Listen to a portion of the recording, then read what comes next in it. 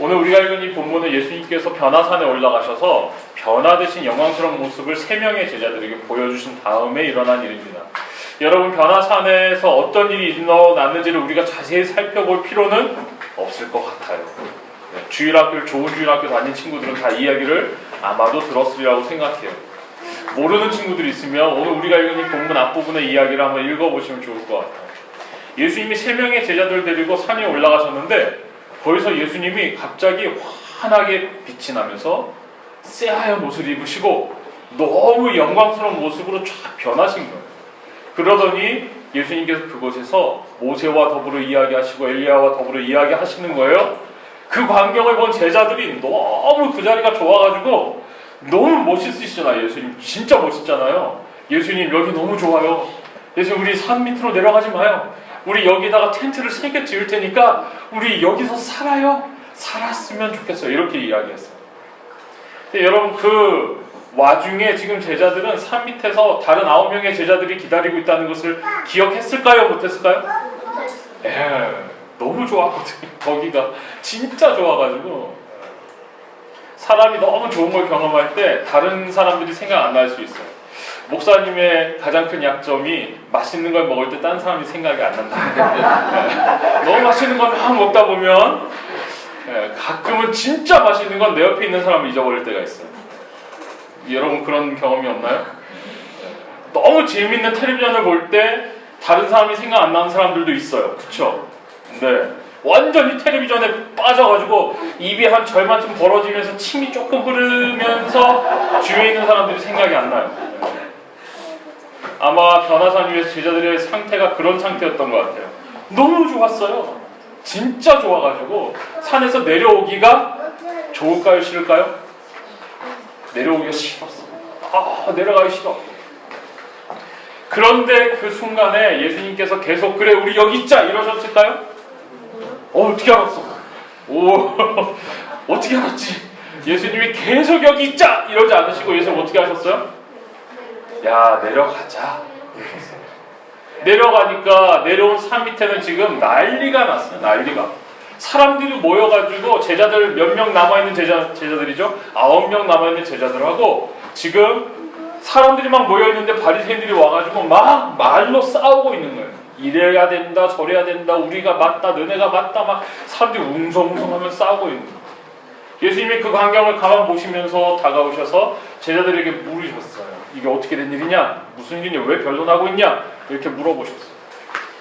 그러자 그 상황 속에서 있던 그 문제를 만들었던 핵심인 귀신 들린 아이를 둔 아버지가 예수님께 나와서 내 아이가 귀신이 들려가지고 여러분 귀신 들린 사람 본 적 있어요? 본 적 있어요? 한 번도 없어요? 귀신 들린 사람이 누구라고요 지금? 이웃집 아저씨예요? 아니죠. 지나가던 아저씨 아줌마가 아니에요. 지금 이 아버지한테 귀신 들려가지고 고통당하는 사람이 누구예요? 내 아이가. 사랑하는 내 자녀, 사랑하는 내 딸, 사랑하는 내 아이. 아이가 귀신이 들려가지고 오늘 말씀을 보니까 어떤 상태냐면 귀신이 이 아이 속에서 막 움직이면 이 아이가 막 요동을 치고 난리를 치고 거품을 물고 너무너무 무서운 상태의 모습을 보여주는 거예요. 말도 못하고 제대로 듣지도 못하고 먹을 것도 못 먹는 굉장히 비정상적인 모습을 아이가 보여주고 있는 거예요. 이런 아이를 우리가 실제로 본다면 여러분 어떨까요? 굉장히 무섭겠죠. 그런데 이 무서운 이 귀신 들린 고통을 겪고 있는 이 아이가 내 아이라면 이 아버지는 어떤 마음이 들까요? 귀신 들린 내 아이 무서워. 같이 안 살아야지. 이런 마음이 들까요? 여러분 같이 안 살 수 있어요? 없어요. 무섭지만 귀신 들린 그 모습이 정말 무섭지만 귀신 들린 그 모습이 정말 비참하지만 같이 안 살 수 있어요? 없어요. 절대로 없어요. 그래서 이 아버지는 어떻게든 이 아이를 고쳐주고 싶었어요. 누구도 고치지 못한 이 아이를 데리고 예수님께 나온 거예요. 근데 마침 예수님은 어디 가셨어요? 산에 가셨어요. 안내를 오시고 오셨어요. 그래서 제자들에게 부탁했어요. 제자들에게 이 아이를 데리고 와서 좀 고쳐주세요. 그랬더니 제자들이 지금 이 아이를 고쳤을까요? 못 고쳤을까요? 거기 오늘 문제가 있어요. 내가 선생님의 제자들에게 내쫓아달라고 사정했는데 선생님의 제자들이 내쫓았다고요? 뭔 내쫓더라. 본문 속에는 그들이 능히 못하더이다. 이렇게 기록하고 있습니다. 저를 따라 한번 해보세요. 능히 못하더이다. 근데 여러분, 이건 굉장히 이상한 현상입니다. 왜냐하면 예수님의 제자들은 귀신을 쫓는 권세가 있을까요? 없을까요? 이미 6장에 보면 예수님께서 제자들을 2명씩, 몇 명씩이라고요? 2명씩 서로 짝을 지어가지고, 자, 너는 이쪽 마을, 너희는 저쪽 마을, 너희는 이쪽 마을, 그래가지고 다 내보내셨어요. 그 마을마다 고을마다 돌아다니면서 아픈 사람들을 만나면 어떻게 해요? 아픈 사람들을 고쳐주고, 귀신 들린 사람을 만나면 귀신을 내쫓아주고. 이게 무슨 일이죠? 2명씩 짝 지어서 다니면서 그 일을 했어요, 안 했어요? 이미 너무 많이 했어요. 제자들은 귀신을 내쫓는 것이 전혀 어렵지 않았었어요. 그래서 그 고을을 다니면서 마을마다 집집마다 아픈 사람, 힘든 사람 다 도와주고 와서 제자들이 예수님께 와서, 아니 예수님, 우리가 갔더니요 어떤 일이 일어났는지 아세요? 막 엄청난 일이 일어났어요. 막 이러면서 굉장히 흥분해가지고 보고를 했거든요. 그럼 제자들에게 귀신을 내쫓는 능력이 있습니까? 없습니까? 네, 당연히 있고요. 경험했고요. 단둘이 가서도 그 일을 했는데 지금 몇 명이 모여 있어요? 9명이 모여 있었어요. 2명이서도 한 일이면 9명이서는 당연히 돼야 되는 거 아니에요? 그쵸? 당연히 됐어야 돼요. 여기에 오늘 문제가 있습니다. 자, 퀴즈. 왜 그땐 됐는데 지금 안 될까요?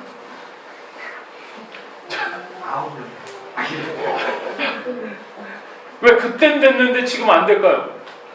그 이상한 거 아니에요? 왜 그땐 능력이 나갔는데 지금 능력이 없을까요? 믿음이 없어서. 오늘 본문 속에 드러나는 정확한 정답이에요, 사실. 본문이 이야기하는. 네. 근데 정답으로 너무 빨리 가면 재미가 없으니까. 네.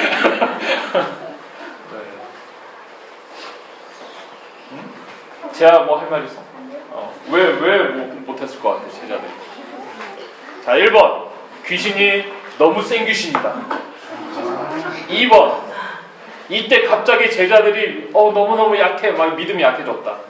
3번. 말할 수 없지만 뭔가 이유가 있을 겁니다.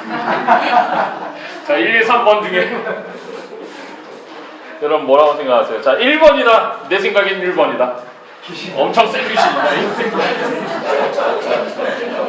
내 생각엔 2번이다. 갑자기 약해진 것 같다. 네. 오, 다 손들었어요. 2번 아니면 어떡하려고. 2번 맞아요?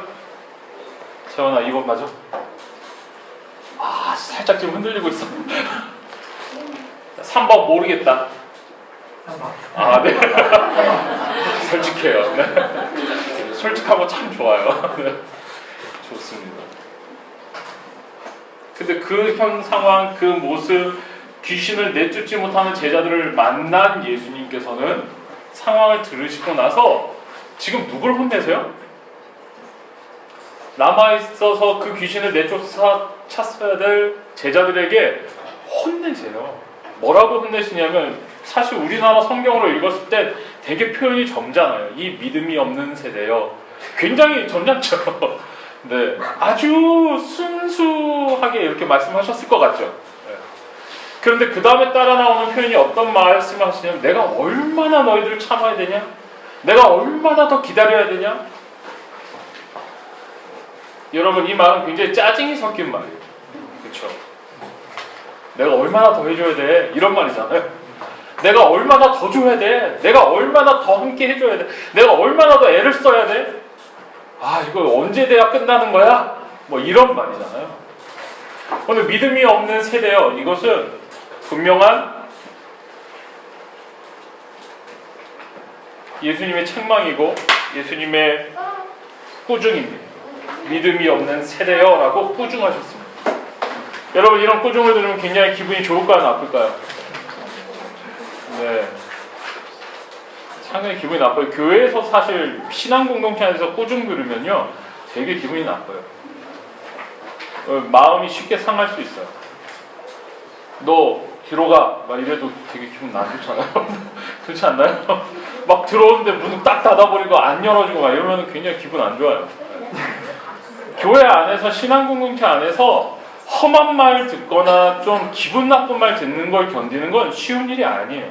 근데 오늘 예수님께서는 제자들에게 믿음이 없는 녀석들아, 세대요 얘기했지만 믿음이 없는 것들아, 이 정도는 하신 거예요. 내가 얼마나 더 도와줘야 돼, 내가 얼마나 더 참아야 돼, 내가 더 얼마나 같이 있어야 돼, 막 이런 말씀을 하시는 거예요.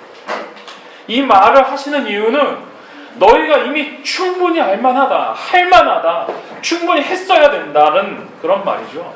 그렇죠? 여러분 이렇게 혼나고 있는 제자들을 보면서 우리는 좀 깊이 생각을 해볼 필요가 있습니다. 제자들에게 있어서 이 믿음이라는 것은 참으로 신기한 개념인 것 같아요. 분명히 되던 게 되지 않는 것, 할 수 있었던 게 하지 못하게 된 것, 이 근원 안에 뭐가 있는 거예요 지금? 믿음이 있느냐 없느냐가 있는 거예요. 성경에 기록된 말씀 보면 사실은 겨자씨만한 믿음만 있어도 어떤 일이 일어난다고 그랬어요? 기억하는 사람. 겨자씨만한 믿음이 있어도 어떤 일을 할 수 있다고 성경에 써 있어요? 아는 사람? 아, 네. 힌트 주시면 안 되고. 아는 사람? 네. 아는 사람? 겨자씨만한 믿음이 있어도 어떤 일이 일어난다고 성경에 써 있냐면 산을 옮길 수 있다고. 어우, 이야. 아무도 안 가르쳐 준 거죠. 네. 성경 영재인 것 같아요. 산을 옮길 수 있다고 그랬어요. 믿음은 엄청난 양, 충분한 양이 필요한 게 아닌 것 같아요. 겨자씨만한 믿음이라는 것은 있느냐 없느냐를 말할 수 있는 수준이잖아요. 오늘 본문 속에서 예수님이 책망하시면서 믿음이 없다고 말씀하시는데 주목해야 돼요. 믿음은요, 한때 많았다고 자만할 수 있는 게 아니에요. 오늘 본문이 보여주는 믿음은요, 내가 한때 귀신도 내쫓았어 라고 안심할 수 없다는 거예요. 오늘 본문이 보여주는 믿음은요, 나는 믿음이 많아가지고 산도 옮겼어 라고 자랑할 필요가 없다는 거예요. 왜냐하면 그렇게 자랑했던 사람도 안 되는 날이 온다는 거예요. 이건 무슨 얘기입니까? 믿음의 문제에 관한 안심할 수 있는 사람이 있다 없다? 아무도 없다는 거예요. 놀라운 믿음의 사람, 믿음의 위인, 엄청난 헌신과 엄청난 믿음의 역사를 일으킨 사람도 자만할 수 있다 없다? 없다요. 믿음의 생활을, 신앙의 생활을 10년, 20년, 30년을 했더라도 자만할 수 있다 없다? 없다요. 목사님이면 자만해도 될까요? 아, 예, 안 돼요. 어떻게 예. 사모님은 자만해도 될까요? 네, 어디 계시나요? 네. 안수 집사님이면 자만하셔도 되나요? 믿음의 문제에 관한 연수, 직분, 갖고 있는 어떤 역사, 힘, 그가 어떤 일을 했던지, 어떤 은혜를 경험했든지, 어떤 문제, 어떤 상황 속에서 믿음을 사용해 봤든지 해본 거지 오늘은 아무 문제. 믿음은 그날 구합니다. 믿음은 순간순간 구합니다. 믿음은 매일매일 같이 우리에게 부어져야 됩니다. 믿음은 만나 같아요. 잔뜩 모아놨다고 해서 안심할 수 없어요. 그 다음날 되면 다 썩어버려요. 믿음은 매일같이 하나님 앞에 무릎 꿇는 거예요. 믿음은 매일같이 하나님 앞에 순종하며 나아가는 거예요. 내가 순종했기 때문에 오늘은 괜찮다고 말할 수가 없는 거예요. 그래서 오늘 혼나고 있는 거예요, 제자들. 믿음이 없는 새.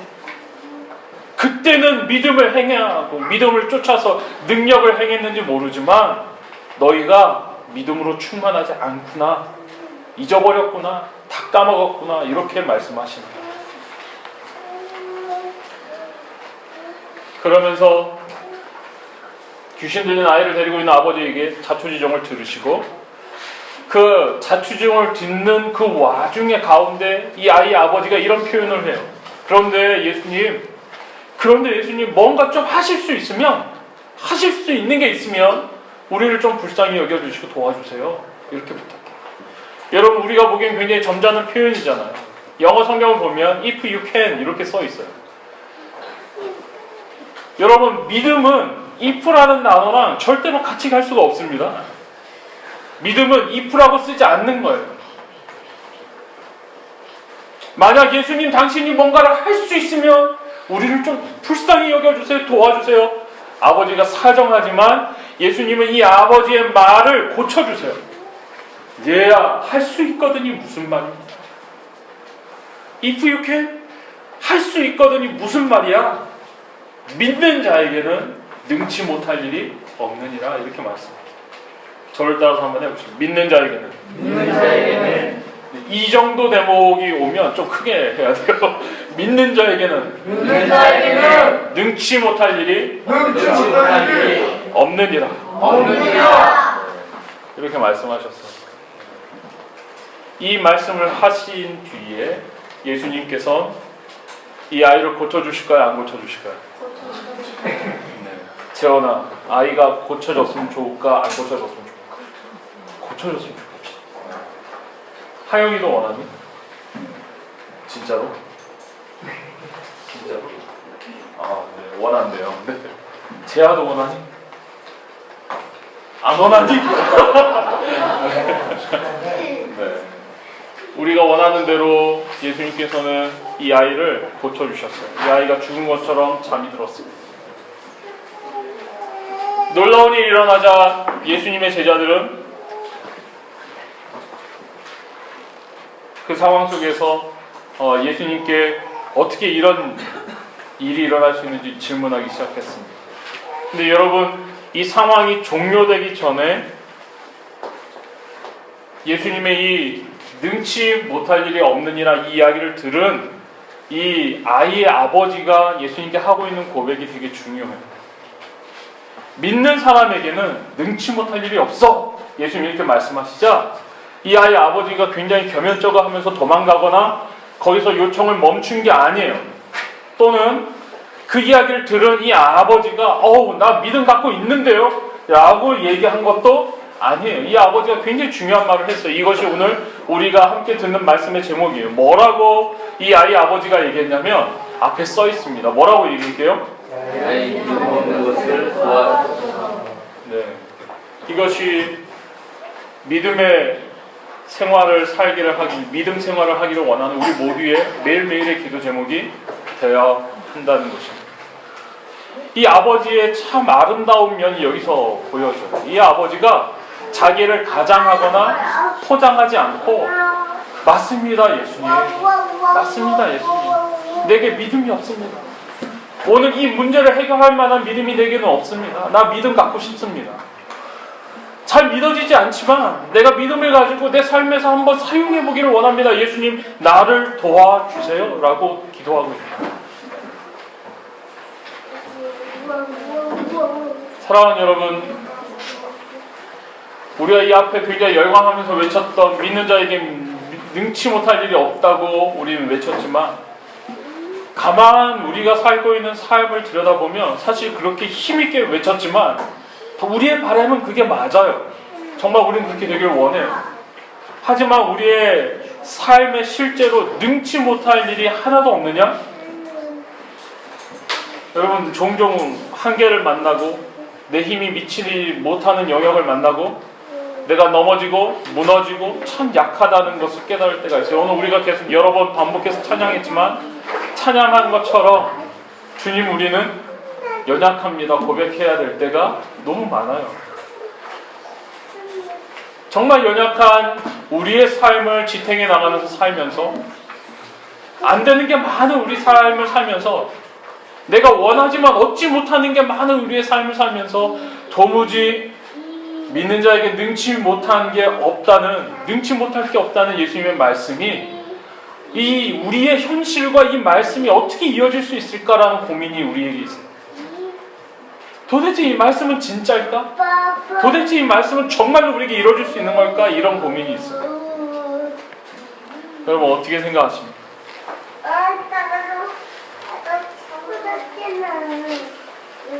우리가 그런 마음이 우리 가운데 들 때에 하나님 앞에서 이 기도가 떠올라야 합니다. 우리가 넘어지는 그 자리에서, 우리의 힘이 끝난 그 자리에서, 우리가 더 이상 무언가를 소망하기 힘든 그 자리에서 사실은 오늘 하나님께서 우리에게 원하시는 기도는 바로 이 기도예요. 나의 믿음 없는 것을 도와주소서. 안 되는 게 많죠. 되었으면 하고 원하고 소망하지만 그것이 내 현실에서 이루어지기 힘들다는 걸 너무 잘 알죠. 계속해서 이 길을 걸어야 하지만 걸을 수 없는 한계와 여러 가지 난관과 장애물들이 있죠. 우리의 믿음이 온전하고 언제나 충만하기 때문에 우리가 하나님의 일을 하는 것이 아닙니다. 우리가 가는 길이 언제나 순탄하기 때문에 이 길을 걷는 게 아니에요. 하나님은 우리를 믿음의 사건으로 부르실 때가 있어요. 아무리 노력해도 되지 않을 때, 내가 정말 믿음이 바닥이구나 라고 깨달아질 때 우리가 있는 척하지 말고, 괜찮은 척하지 말고 솔직하게 예수님 앞에 나가서 뭐라고 기도해야 된다고 오늘 본문이 알려주고 있냐면, 나의 믿음 없는 것을 도와주소서.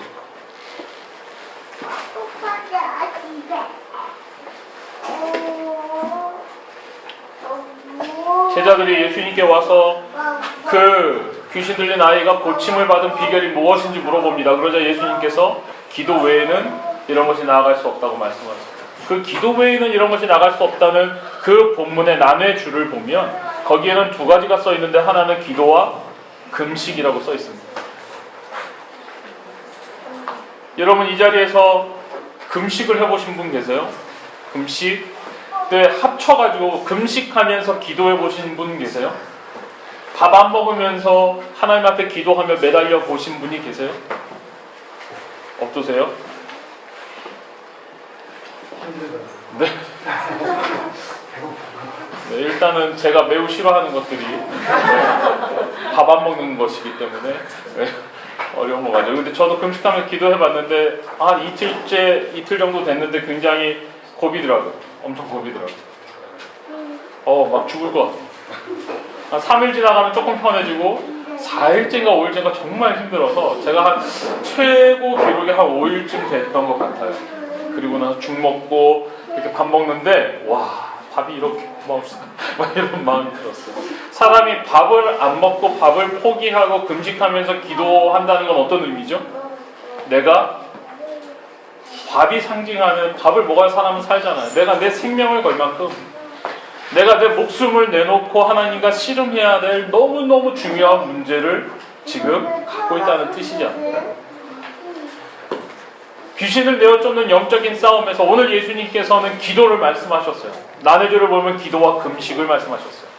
기도와 금식을 말씀하시는 이유는 딱 한 가지예요. 이 영적 싸움은 밥을 많이 먹어서 힘이 생긴다고 이길 수 있는 게 아니에요. 이 영적 싸움은 우리가 돈을 많이 가지고 있다고 해서 이길 수 있는 게 아니에요. 이 영적 싸움은 무기를 많이 비축해 놓는다고 해서 이길 수 있는 게 아니에요. 이 영적 싸움은, 이 영적인 싸움은, 영적인 이 치열한 싸움은 반드시 육체를 의지하는 것이 아니라 기도와 금식으로만 이길 수 있다고 말씀합니다. 여러분, 기도가 뭡니까? 기도는 가장 미련한 방법이에요. 문제 앞에서 기도는요, 가장 미련한 방법이에요. 이스라엘 백성들이 광야의 길을 걸을 때 그들의 어려움과 고난의 상황 속에서는 언제나 기도가 있었습니다. 하나님 앞에 기도했습니다. 애국 군대 추격을 받고 바로 앞에는 홍해가 놓여 있어서 어디로도 도망갈 수 없을 때 이스라엘 백성들은 기도해야만 했었어요. 모세가 기도했습니다. 기도할 때 하나님께서 홍해를 갈라주셨습니다. 아말렉과 전투해서 그 전투가 끝나지 않고 아주 이 치열한 전쟁이 진행될 때 모세는 손을 들고 기도해야만 했었어요. 손이 내려오면 이스라엘이 졌고 손이 올라가면 이겼어요. 그래서 아론과 훌이 옆에서 받쳐가지고 그 손을 같이 들면서 손을 들고 기도했어요. 그래서 이겼어요. 예수님이 십자가를 지시기 전날 예수님께서는 치열한 기도의 시간을 보내셨어요.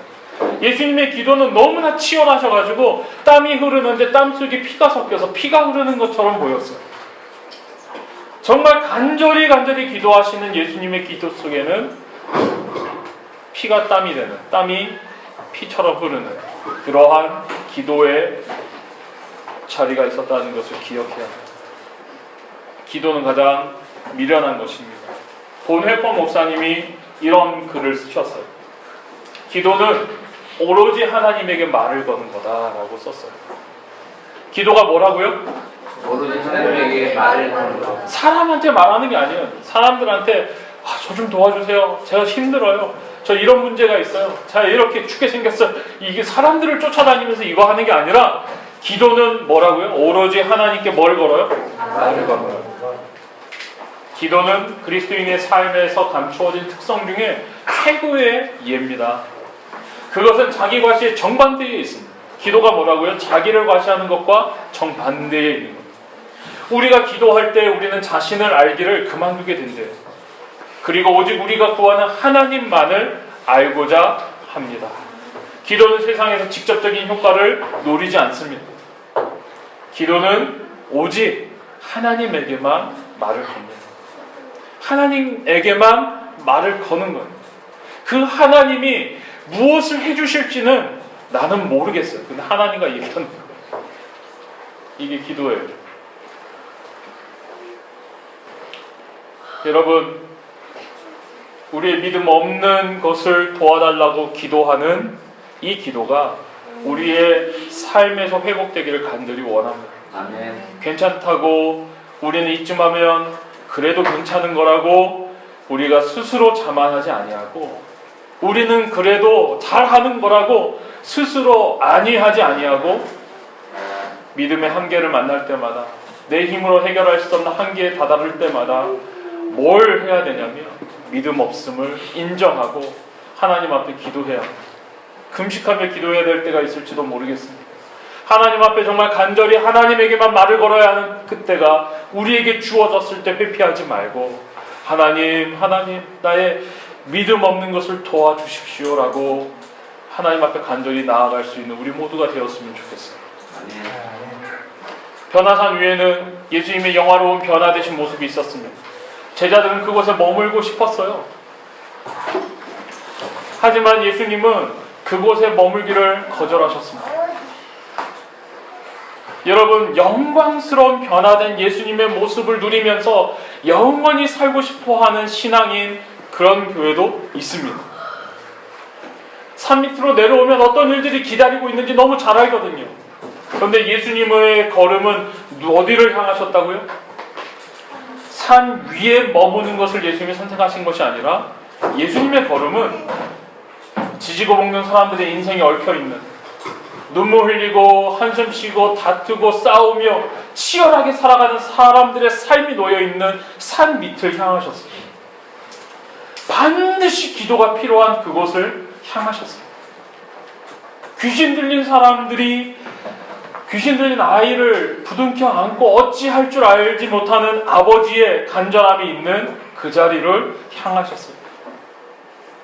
혼돈이 있고 서로 참으로 어두운 가운데 어떻게 이 어두움을 물리칠 수 있는지 방법을 알지 못하는 그 사람들을 향해서 예수님이 발길을 돌리셨어요. 그리고 오늘 우리에게 말씀하십니다. 거기서 우리가 승리하며 살기 위하여 믿음이 필요하다. 그 믿음이 주어지기 위하여 반드시 기도의 자리에 나아가라. 금식해라. 그리고 기도하며 하나님에게만 말을 걸어라. 오늘 이것이 오늘 우리에게 주고 있는 오늘 말씀의 교훈입니다. 다시 한번 우리 따라해 볼까요? 주여, 주여 우리의 믿음 없음을 우리의 믿음 없음을 도와주소서. 한 번 더 고백할까요? 주여, 주여 우리의 믿음 없음을 도와주소서. 이것이 우리 모두의 기도 제목이 되기를 간절히 소원합니다. 네. 기도하겠습니다.